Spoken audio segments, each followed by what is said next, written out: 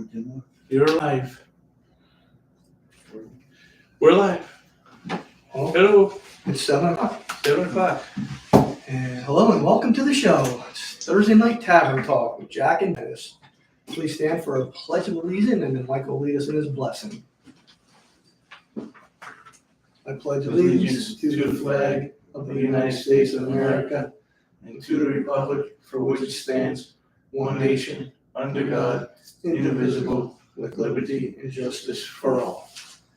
Mike? All right, I have a few comments about Father's Day and a few verses and the prayer. Okay, we'll start with the verses. Proverbs 3:12. For whom the Lord loveth, he corrected it, even as a father, the son in whom he delighted. Now we have Deuteronomy 6:7. And thou shalt teach them diligently unto thy children, and shalt talk of them when thou sittest in thy house, and when thou walkest by the way, and when thou liest down, and when thou risest up. And then 2 Timothy 3:10. But thou hast fully known my doctrine, manner of life, purpose, faith, long-suffering, charity, and patience. That would be a blessing to be able to say to our children, do as I do, instead of do as I say, not as I do. Dad, pray with your children and for your children. Dad, start family devotion time. Start with once a week. Tell your children your testimony, how you came to know Jesus Christ. Come with your Bible. Show them your faith in the gospel. Read the Bible together. Dads, take your children to church. If you can't find one, look online for a KJB believing service and watch it together. Dads, someone will raise our children. God said it ought to be you, Dad. Dear Lord, only a father and mother bother to lovingly tell a child that they have done wrong. Lord Father, most people don't know the children well enough or care enough to take the responsibility that comes with correction. Thank you, Lord Father, for caring enough about us to tell us when we're heading in the wrong direction. Even when we gotten into a real mess and ignored your warnings, you still pull us up, take us back to the place where we went wrong, and start us on a new path. We are grateful for your love, even when the correction is painful. Thank you for being a loving Father to us. We pray this in Jesus' precious name. Amen. Amen. Amen. Very good, A lot Mike. of problem in America today is fatherless homes. Yeah, well, You gotta find a way to get fathers more active. You wanna make babies, you gotta take care of your babies. That goes for everybody. Yeah, but that's society as a whole. Mm-hmm. You know, Society as a whole. mm-hmm. it's not always the man, you know. No, it's not. You're right. You're right. Today, our topic is the elections. Midterm elections are coming up, and Jack has mentioned he's gonna run for a special election if it comes up If it comes up. with Russell Fryer here in South Carolina District 106. But before we do, I just wanna talk about, I don't know if you heard about this, the gas relief plan. Yeah, It's a fiasco. it's a gimmick. Yeah. Even Obama said it was a gimmick. So if you haven't heard, the Biden administration is planning a tax holiday from like September, June to September. Just in time for midterm elections. Yep, just in time for midterm election. You got that right. But I don't know if it's gonna work. You know, right now the federal tax is about 18 cents per gallon. Now I'm all for saving money on gas and other things as well. Yeah, but that doesn't bring the amount of fuel to the market. Right. So it's gonna go up past that. And if you think about a state like New York that wants to get rid of their gas tax, I think they might have already done it, that's 25 cents on theirs, plus there's 18 cents. I mean, they're paying 43 cents just in taxes between state and federal taxes. And the United States makes $1 billion of every penny taxed on fuel. Well, like I said, they want to do this for 3 months, and it's gonna lower the price of gas in the country by 18 cents. It would cost the federal government $10 billion. $10 billion. The only thing is, we have to pay it back. We have to pay it back in the long run. I mean, how do we fix this long-term problem, high gas prices? How do we do it? You drill. You know, and what at the end of the 3 months? I'm sure companies are all gonna raise their prices higher when the tax ends to get more money. They're going to raise it anyway. They're 2 million gallons of fuel short a day. So if you don't drill, then you're not going to fix the problem. The problem is we don't have a commodity. So, sure, Patrick. I could be wrong on this, but from what I understand, isn't South Carolina like adding to the tax, like 25 cents or something like that? Well, so when they take off the 18, you're losing. Well, that's every state. Like we said, New York has 25 cents sales tax. The problem I have with South Carolina's sales tax on their fuel is they passed a fuel tax. It's supposed to go up 2 cents every couple of years, whatever the years are. So here's my question, and it's always the question. When you're going to raise taxes to fix the roads, because that's what South Carolina did. They passed this thing where every couple of years they're going to raise 2 cents sales tax on the amount of fuel. My question is this. I raise my hand and I say, excuse me, Mr. Common Guy, I got a question. What the hell happened to the money that you were fixing the roads with to begin with? Right. Where'd that money go? You know, why do you need more money to fix the roads when we're giving you money to fix the roads? Tax. So you know what I'm saying? So if you're taking money from me from the gas because, okay, they're equivalent to each other, I get it. You need gas, you're driving on our roads. But then give me the money back from the other place. Who's keeping the other tax? Where does that go? And it goes on and on and on. I remember in the 1970s, New York decided to do a lottery for school. So just because I don't know what the numbers are, let's say back in the 70s, they raised $10 million for schools. And it's been going on ever since. What happened to the original $10 million that they had before the lottery? Mm-hmm. This is what you have to start asking, folks. When they want to raise taxes on something new because of this, and this is the way we're going to do it, it makes sense, yeah, great. But where's the money going that used to be there? And how much more can people take when their taxes get raised once a year? It may not seem a lot, but they're killing us in taxes, folks. Killing us. I mean, in my opinion, probably not just my opinion, but a lot of people out there think President Biden and his administration are out of touch with American average citizens. Well, not only are they out of touch, they're out of their mind. That's true. I mean, they're acting like everything's, just this whole concept on electric cars. Again, we've gone over the electric cars. What produces the electric to make these electric cars go? Fuel. Whether it's natural gas, coal, fuel product. This is what makes this go. What makes the tires on these electric cars? Fuel. Without fuel, you can't make any of these things. All the machines that run the whole factory to make the electric ones. The wind turbine even take gas.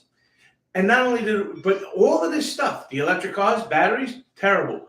They got a strip mine to get the minerals to make these batteries, destroys the environment. The turbines, they don't break down. The materials they make for it, they don't break down. They're unusable again. They just pile up in the landfill. These people that think that listen, mankind is the most arrogant creature in the world. We haven't scraped the first layer of the planet Earth. We have no idea and we're going to ruin the Earth. I don't think we're ruining it. It's been here for 1 billion years. It's going to be for another 1 billion years. You know what? You know when you're in trouble? When the Earth starts producing fossil fuels. Then we got to say, this Earth is not producing any more fossil fuels. What are we going to do now? That's when you have a problem. Yep. Right now, we have enough fossil fuels for generations in this country. Saudi Arabia has been pumping water out of their oil wells, which is the first sign of wells going dry for decades. So for decades, they've been running out of fuel over there in in some of these oil wells. But there's so much of it that they still haven't reached the end. And the United States came up with a genius idea that if you're drilling an oil well, one of the natural byproducts to it is natural gas, but you can't keep it. You got to pump it back down into the ground. You know, the Biden administration has created one mess after another and have no answers of what they need to do to fix anything, from gas prices, inflation, immigration, nothing. His White House team is supposed to be some of the smartest people in his cabinet. That goes for Washington, D.C. I'll hold it because I have a saying on that. Sean? You just said our facilities are willing to go through the full process of drilling domestically, but our government won't listen.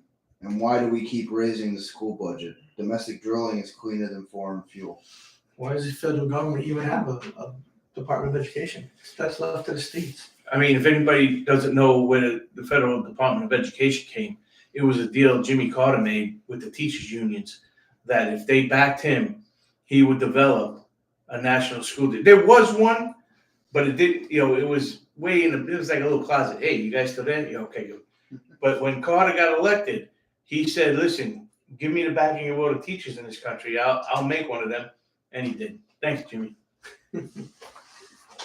So they don't even understand what people want. They don't even care about average folks are hurting daily. But they don't like us. It's sad. There's no one in sight. They don't like us. You know, when mainstream media, news outlets start questioning your commitment to the country, like CNN, you know you're in trouble. And they do it nicely, but he must fail like a failure. Even they say in a nice way, his policies are hurting America. That's CNN, folks. No. CNN. No. CNN. There's only one way. They must have cut their tax. There's only one way. They must have cut the cat tax stuff. Right. There's only one way to get gas prices down. Restart the drilling for oil in our country and open the pipeline. Yep. Show people that you understand that what we're going through, not just talk a lot of crap. I mean, I get it. Democrats want green energy, but you can't get rid of drilling. Green energy may be down the road, but don't take away people's choices. I don't think green energy is going to be ever. I don't think so either. I mean, it might be a subsidy to it, but it's never going to take over. Every rubber, TVs, everything you touch has an element of fuel to it. Yep. You know, America is about liberty and freedom. And when politicians take that choice away from you, I become suspicious. A tax holiday is not the solution. Yeah, it'll bring down gas prices 18 cents. But what we need is a lot more sense, like $1.50, $2. Yeah, we had that not too long Yeah, ago. we had that. That and a few mean tweets, but hey, listen, we were living. And I don't see states or Congress enacting this. You know, the Democratic administration right now, the Democratic administration needs to fix the problem of high gas prices, drill here with companies right here in America. The good old US of A. There's more oil here than anywhere in the world. We can fix this oil problem, not gas prices, So let's get into the elections, Jack. Well, first I have a little thing I want to talk about. So we have these elections going on. So I want to go back and hit everybody that we get a lot of comments on we're starting this other party, this minor party, and we get a lot of feedback on you can't split the Republican vote. So I want to touch on this. First thing I'm going to touch on is there was a Republican candidate running for a primary for a U.S. representative in Nevada. His name was Tarkanian. His wife was the chairwoman for the GOP in that state. All right. So this guy was running a really good campaign. Everybody was up. They were doing really well. Well, lo and behold, McCarthy heard that he was leading. McCarthy is the majority leader right now for the Republicans. And he's hoping in this wave of red that they say, that the Republicans are saying, and the red mirage that the Democrats are saying, that when it comes true to fruition, he will be the Speaker of the House. He's worried, though, because you think they're going to pick Trump. Well, here's the problem. This guy, Tarkanian, is not a friend of McCarthy's. So McCarthy found out. Now, McCarthy's a representative from California. He's a Republican, but he's from California. And he found out that the guy that supports McCarthy is losing. So in the last few days of that primary, McCarthy went there and sunk millions of dollars for that guy, and this guy Tarkanian lost. Meanwhile, his wife is the chairwoman, or was, for the GOP. I mean, they're into the Republican Party up to their eyeballs. This is the thank they get from McCarthy. You're a Republican leader. Again, last week we were talking about how Ronald Reagan had left the Democratic Party, and myself personally, I feel that he would leave the Republican Party today and join us because the Republican Party is now literally, in my opinion, left of Kennedy's Democratic Party in the early 60s. So Ronald Reagan said this. He mentioned this in his first inaugural speech. And he says,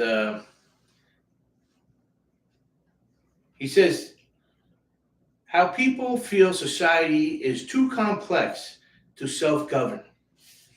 So he asks us this question. Now, I like to ask you guys always questions like this. Mhm. Well, this question is coming from Ronald Reagan. So when he became elected back in 80, his inauguration was in January of 81. He said, society feels that this government and society is so complex that you cannot have a self-governing government. So he asked this question: if no one among us is capable of self-rule, then who among us has the capacity to rule someone else? All right, think about that. Tell me you don't hear this in Washington, D.C. every day, that they know better than us. This goes right back to Ronald Reagan. If it's so complex and you are not capable of self-rule, who here then can rule us?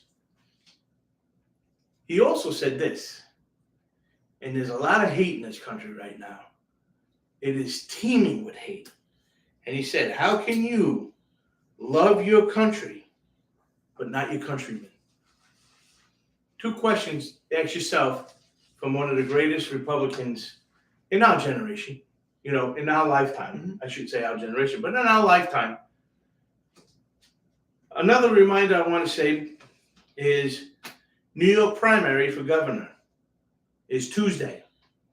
You have Zeldin, and I think Giuliani's son is running in that primary. Zeldin is getting a lot of Democratic backing.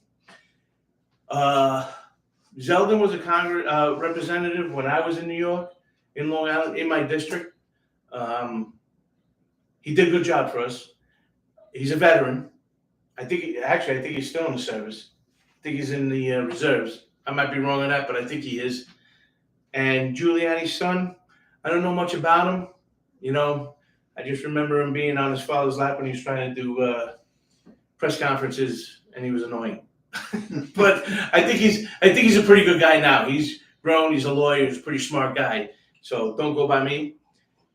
And one more thing for current events. I just found out today that the government is looking to take Juul off the market. That's that vape cigarette. They want to take that vape cigarette. Now, I don't think it should be there. But listen, if you smoke and that's it, I can't tell you. I mean, I wouldn't do it, but they want to take Juul off. So the government's spending its time. These are, again, we voted these people in to do our job. So they're assuming, you would think they were assuming that this is what we were interested in. We would rather have Juul, the smoking vape, off the market. But fentanyl, fentanyl, you can get any way you want. Heroin, nonsense. Cocky patch. We're going to give you little bathrooms in New York City where you can go there and shoot up all by yourself. No problem. That's good. Again, people, this is the checks and balances the founding fathers had. Our check is to make sure the people we elect go to office to do our job. So according to the people that we put in office, they feel we want Juul off the market, but fentanyl, bring it on. It's fun. You're gonna have fentanyl. You're gonna have heroin. We'll give you a little bathroom so you can shoot up in the middle of Manhattan. Can you see how backwards this country is right now? I mean, We're so backwards. What is up with these politicians, folks? so those are my couple of questions and my reminder for you guys. So the question to you guys is what Reagan asked, those two questions. How can you love your country but not your countrymen? And if society is too complex for self-rule, then who the hell's going to rule us? Not them. That's in there. Right. And again, remember, the checks and balances is we elect people to go do our job in Washington, D.C. because we can't go to Washington, D.C., especially if you live on the West Coast. D.C.'s on the East Coast. Remember? It's hard to go to any meetings. So you represent, somebody goes there and represents what you want. So according to the people in Washington, D.C., they think that you feel that jewel comes right out of Satan's den. Fentanyl? Heroin? Good. Don't worry about that. We got it. Everyone, the right to vote comes right out of the United States Constitution. Article 15, Section 1 states, the right of citizens of the United States to vote shall not be denied or abridged by the United States or by any state on account of race, color, or previous condition of servitude. That was February 1870, that was ratified. In 1920, under Article 19, they added on account of sex. So male, female, we could all vote. In 1971, under Article 26 states anyone over the age of 18 can vote. What it doesn't mention is that voting is mandatory, because it's not. It's a right handed down to us by our Constitution. It's a right. It's not mandatory. You just have to sign up to vote. Neither is healthcare. Yeah. Each state can enact their own laws regarding registration for elections. There's nothing they're supposed to do that. That's part of their job. There is nothing in the Constitution that stops states from requiring identifications to vote. So South Carolina here, we have to show an ID. We have to show a license, passport, whatever it is. Military ID.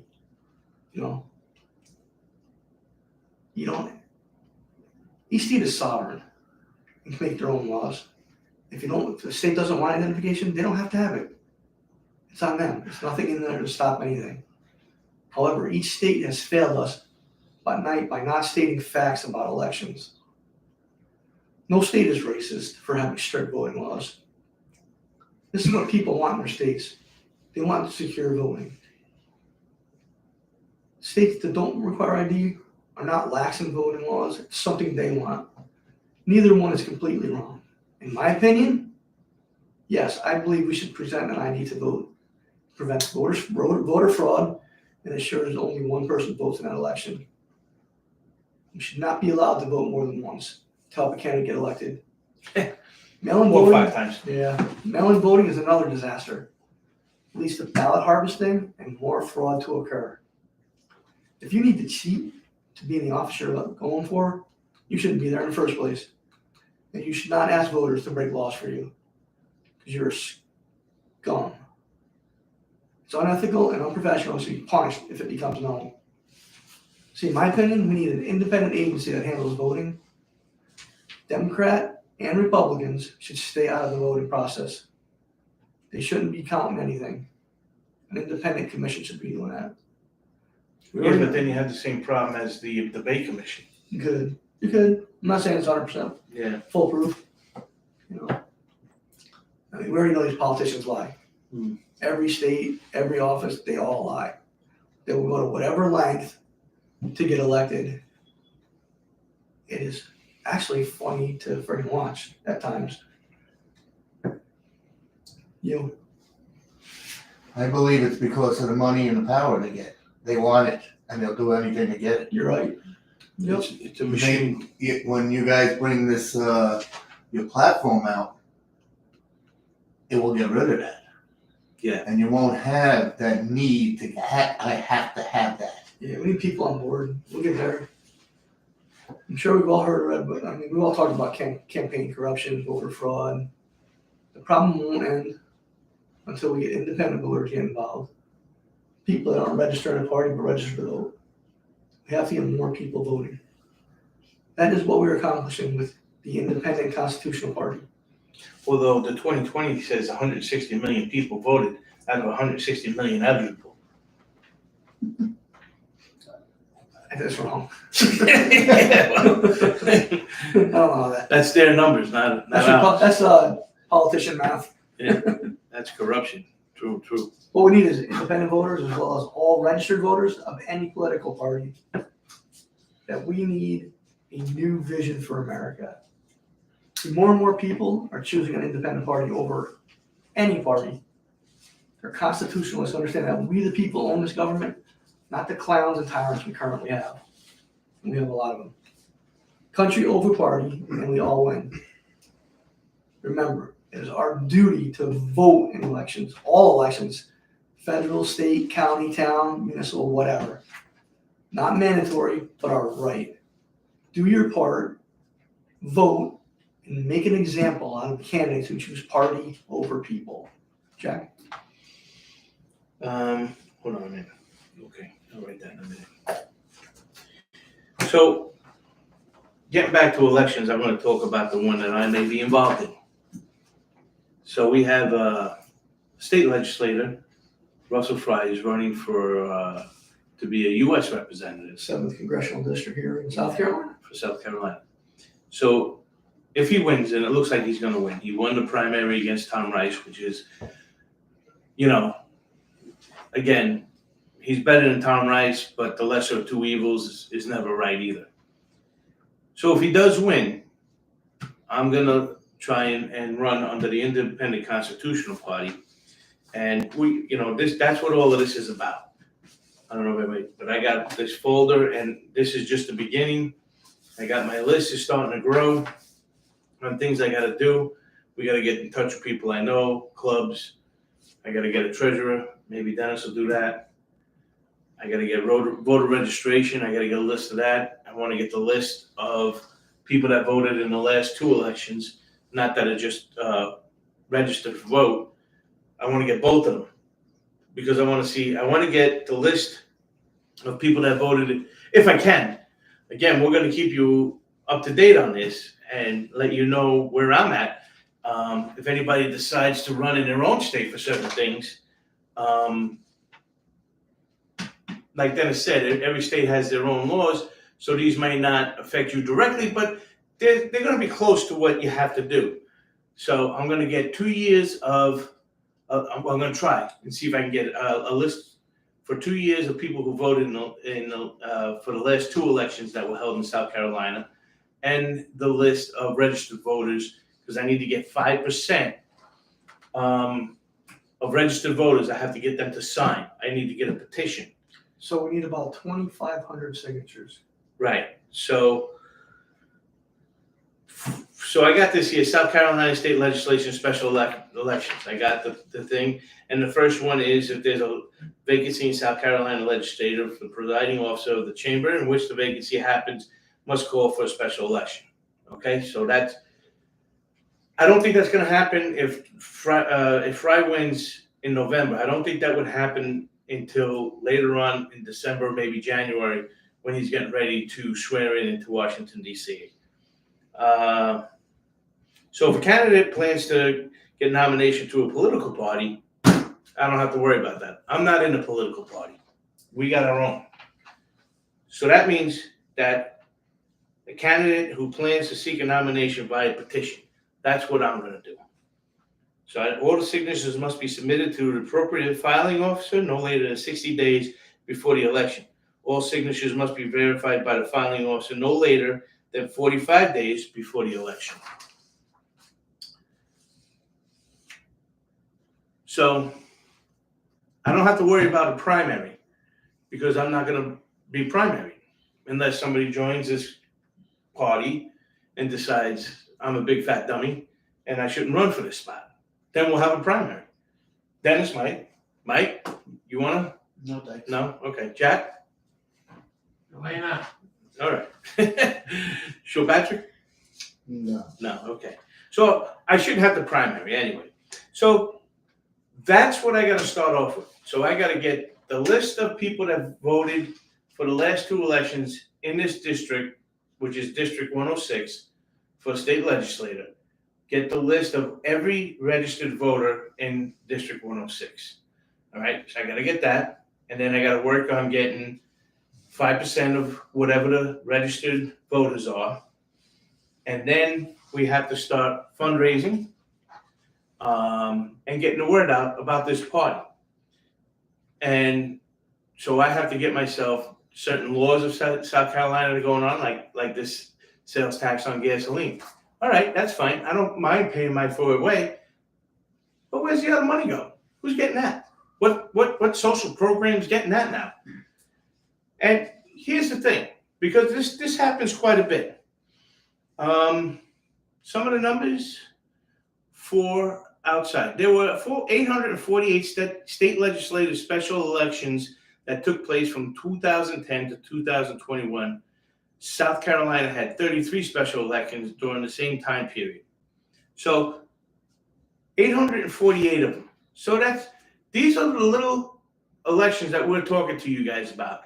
These are the ones that you can start changing your life around here. You know, like, listen, this guy just ran for it and got rid of the sales tax, and we're going to get our roads fixed with the money we had. And we're going to bump it up a little bit because salaries and this and that. As of June 2022, 48 state legislative special elections have been scheduled for 2022 in 22 states. Between 2011 and 2021, an average of 74 special elections took place each year. All right? These are big deals in your life. That's a lot of different elections that none of us knew about. These things are going on. And these people have a state car. They get paid by the state. Some states get paid a lot of money to be a state legislator. This one doesn't. They only get paid 10 grand plus per diem days when you go there. I think a grand total of like 24. But they get a car. There's a lot of perks to it. And depending on what you're doing, especially if you're a lawyer, it might pay. You're a legislator. There's judges that are going to have to be here. If you're a lawyer and there's a judge that's appointed in where you practice your law, guess what? You're going to make a couple $100,000 a year because this judge is hearing your cases. Right. How's that right? It's not. It's not. That's why the corrupt system. Right. So even on a local level, so if I'm a state legislator and I'm a lawyer, which I'm not, thank God, because they're parasites, every one of them, I would be going and I'd be interested in these judges. Why? Because I'm making a living. I'm not paying my bills with $10,000, but I'm going to make a shit ton of money off of this guy because he at least owes me lunch. I just set him in a spot for the rest of his life. He's going to go around and be a circuit judge all over the place, making money. Well, guess what? I'm expecting to win. That's why I put you there. I didn't put you there because you're great. I put you there because I got a mortgage. My wife spends like a maniac, whatever the cause is. These local things cost you money, folks. These state government, you have a governor, lieutenant governor, senate, legislature, school boards, county clerks. I mean, the list goes on and on and on and on and on. And they all get paid from you. Then guess what? Uncle Sam comes. And Uncle Sam is a son of a bitch. He's the worst uncle you ever had. He wants, and never gives. Like we said, the federal government is spending trillions of dollars. Some of it they have, most of it they don't. They don't care. They're like drunken maniacs. They're spending money and you're flipping the bill. Get into the practice in your state. This is a lot. You know, 848 elections we missed out on over the last 10 years. Me included. I didn't get involved in every one of these. And these are for state legislation spots. That's not counting your school boards, local sheriff, some judge. Who knows what's going on? Little mayor, town mayors. Town mayors. Long Island has, what do they call them? They're not mayors. Executives. Go ahead, Sean Patrick. You said, are there more voters supporting these special elections closer to 2021? We don't know. That's why I'm going to get the list. I got to get the list to see who voted in the last 2 elections. I don't care what the elections were. I want to know who voted in the last 2 elections. I have to get everybody that's registered to vote because I need to get 5% of them. So I need those 2 lists, and I don't even know if I can get 2 years. I may only be able to get 1. So, and they have fees for them. You know, again, you want this list because you're running for office? Purchase it. Give me the money. You want to get signed up? Give me some money. We'll put you on the ballot. It's only like $150 here on the ballot, wasn't it? Yeah, but you know what? $150 for that, $160 for the list, times 2. You know, It adds up. by the time you get there, it's $1,000 in fees, That's why we fundraise. and I haven't even done anything yet. You know, and it's important. You know, I don't know if I'm getting a point across, folks. 848 elections have gone by throughout the United States for small state elections, and we didn't get involved in it. And to my sister, Margaret, when I get that list, it'll be on this show because everything I do is going to be on this show. You will know how much it cost me to get District 106. It's about 49,000 people involved. Why did it cost me whatever money it is for 49,000 registered voters? When I get the list for 1 year or 2 years, you will know. And why did I have to pay that money to get that list? When I get 2,500, we're figuring around 2,500 signatures, so we push for 3,000. We will let you know who was turned down and why they were turned down. What signatures were good? Why were they good? Why were they bad? This is not about me getting into a state representative spot. This is about me getting the Independent Constitutional Party people interested in it. If I can do it, maybe somebody that's smarter, more organized, more educated through the whole thing say, you know what? These 2 guys are right. This group that they belong to, these people are speaking the truth, and go on and on and on. And then hopefully we go state to state to state. And then we start getting into federal. And again, what does this party want to be? It wants to be the conscience of the other 2 parties and the conscience of the constituent. We want our constituents to understand, to put themselves at a higher standard. Be important because you are important. This country doesn't run without the constituent. We are the sovereign people of government, and we're not treated like we're sovereign anymore. These politicians don't want people to vote. They don't want you to vote. They don't want you to be sovereign. They don't want you to know. I can tell you how many people in South Carolina know South Carolina's Constitution. And it's one of the first ones written in the history of this country. The Constitution of the United States borrowed some of the wording from this state for the United States Constitution. Not as much as Virginia. It's on our website if you want to. It's on our website. And you want to know something? Your state's Constitution is on our website, and your representatives are on our website. Find your representative. Go onto your computer. See what their voting record is. See what they're doing. And we're going to have to update it after this year.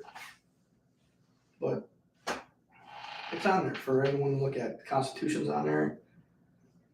Declaration of Independence, the Federalist Papers. You don't have to purchase anything. It's there for you for free. And I tell you the truth, if you start getting interested in our website, you'll go to the state. Like our state, South Carolina, they videotape every one of their meetings in a hall, in the house. You have a question, Sean Patrick? Yes, so you need to start by putting a campaign group together first. Yeah, well, you know, I do have to get a campaign group together, but I have to see how big. You know what I'm saying? I got to keep the horse in front of the cart. You know, how big this district is how big I need to get people helping me. I have a meeting going on with a good friend of mine. He's a moneymaker. He raises funds for every club he belongs to, and I have a few local guys that belong to a lot of different clubs, political clubs. See if we can get them to back us. We're not part of their party, but they may give me time in some of their meetings to speak and maybe try and win some people over. I think it'll work. I don't see why it shouldn't. You have to try. You know, If you don't try- I mean, I'm not going to talk about what's going on now. The biggest education we want is for you people to understand what your government is supposed to be doing and what you're supposed to be doing. You have a role in government. Your role is to make sure that the people that go to Washington, D.C. or your state capital are doing your job, because you can't go there. That's number one. Number two is to get involved. You know, if you do these, everything that you do with your kids and your grandkids, that's grassroots. You get involved with them, and then you can put people in higher standards. And now you can talk to your neighbors because you understand what you're doing. So, you know, get involved in it. Understand what you're supposed to be doing with this government. 848 elections in 11 years, 10 years. That's a lot. 84, almost 85 elections a year. We're sitting on the sidelines. Yep. And then, now 10 years later, I'm sitting there going, how come South Carolina's raising my sales tax on gasoline? Well, it's stupid, because you were sitting home by the pool while this guy was doing it. You're watching that idiot box. Right. Fortunately for me, though, I was watching John Wayne. That guy makes sense. So Jack has the full blessing of the Independent Constitutional Party. Woo! There's got to be a lot more people like him out there that want to run. Elections laws are different in every state. We can help you. Okay, we can help you get to run. You got to reach out, and we'll show you what the steps are. So, Jack, we live here in Horry County, South Carolina, and that's where the district is. Russell Fry, he didn't think he'd beat Tom Rice by that much. He thought he'd have a runoff, but he didn't. So, Killed him. Got over 51% of the vote. yeah. See, one way or another, Jack's going to be a candidate. Either going to be a special election, or if he has to wait 2 years, whatever. The election laws are kind of screwed up. They're not hard. They're not easy to read. You know. Yeah, I mean, the first thing that has to go on is this, the presiding officer of the chamber has to say, yeah, we're going to have one. So hopefully there's not some guy in his pocket right now already. Yeah. So Yeah. South Carolina District 106 consists of south of Myrtle Beach, down to Garden City, and West Creek. It's about 49,003 people. You know, Jack said earlier, 2,500 signatures. That's the minimum required. We're going to want 3,500 because they're always going to challenge the signatures. Doesn't seem like a lot. It's going to take a lot of help to achieve that. So if you live in Horry County and want to get involved, reach out to us on Facebook. It's a good way to meet people, meet new friends. It's going to take several resources to make it a reality. We're not asking for money right now.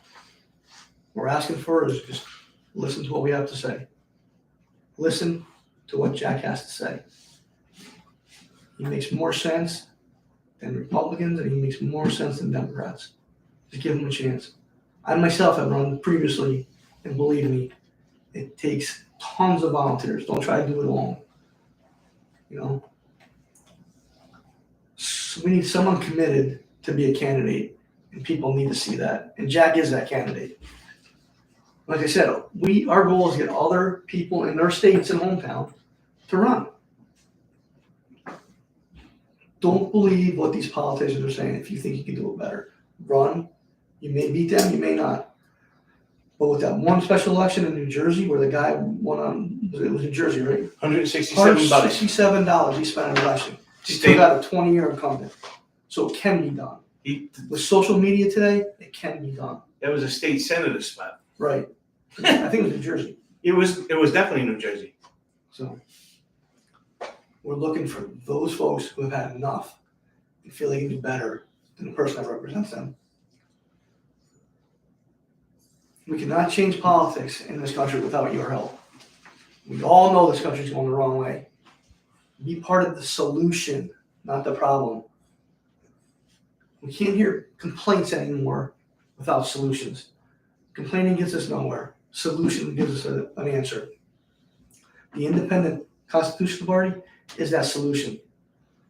We tell you every week the time to rise up is now. not through violence, but at the ballot box.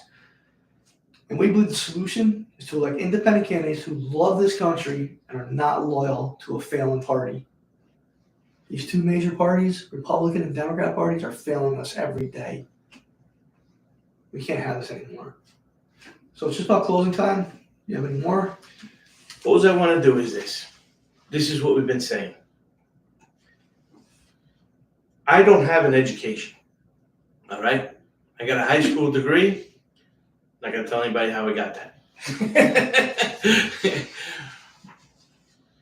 I got college courses. I recommend everybody that listens to this to go on Hillsdale College and do their online courses about this country. Constitution, Constitution 101, Federalist Papers, blah, blah, blah, blah, blah. If somebody tells you that they know better, think about what Ronald Reagan said. If they know better than you, they're not you. They don't pay your bills. They don't take care of your problems. What this party's doing is, we want you to look at your candidates. And if you feel like nobody's going to fight your fight, You fight that fight. then you better fight that fight. And I tell you what, I'm going to fight this fight. I'm going to take this and I'm going to shove it right down their throat. Yeah, you may have a college degree. You may have a law degree. But when was the last time you went to school? Just because you graduated at college in the 80s or the 90s, that's 30 years ago. That makes you educated? How does that make you educated? You haven't been to school in 30 years. You know what? We got the education of hard knocks. Living life. Called common sense. Getting married. Going on after that. Having kids. Getting through work every day. Paying those bills. Trying to get your kids on vacation.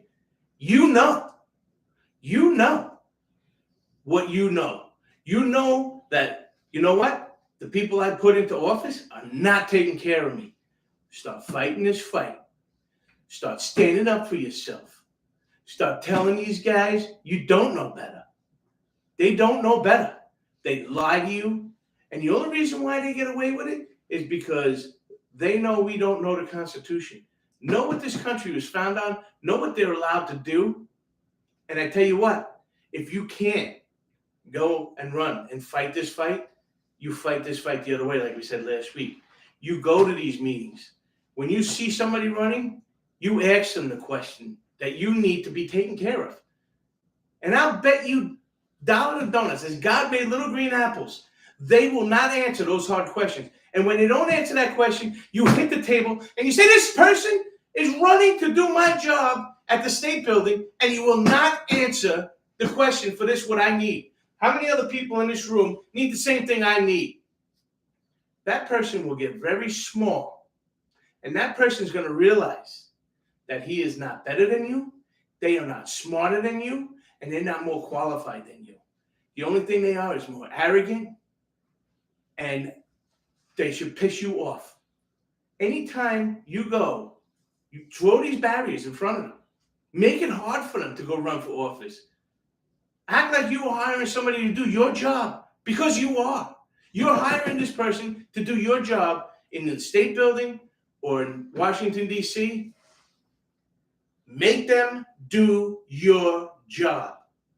Make them answer your questions so you know they're going to do your job. And the second they don't do your job, you let them know. And if it continues, you vote them out. So my last call is this. What we do not need in this country right now is violence. We've had that the last 3 years. Lawlessness. Crazy stuff over the last 3 years because these politicians created a narrative that we're a racist country. It's ridiculous. We can win by uniting this country in ways that we have never seen before. Moms, dads, aunts, uncles, brothers and sisters, Black, white, Asian, and Hispanic folks alike, who believe in family and just fed up with our political system. The Trump administration had Make America Great Again. The problem is we were already great. The bumps in the road currently are caused by the Republican Party. The Biden administration, he's trying to build back better. Okay. Where has that gotten us? Again, bumps in the road caused by Democrats of today. People have had enough of this two-party headache. The timing is right for the Independent Constitution Party.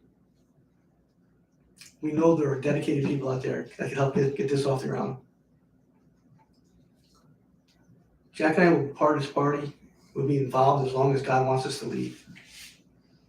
But for a party to survive, we need a constant influx of new people, new leaders to move it farther than we have taken it. Be that person. Again, if you feel you have great ideas that can help move our country forward, reach out to us on Facebook. We will look up anything you want. Always remember that research helps you with making better choices. And always remember, knowledge is power. See you next Thursday at the tavern. Good job. Good job, guys.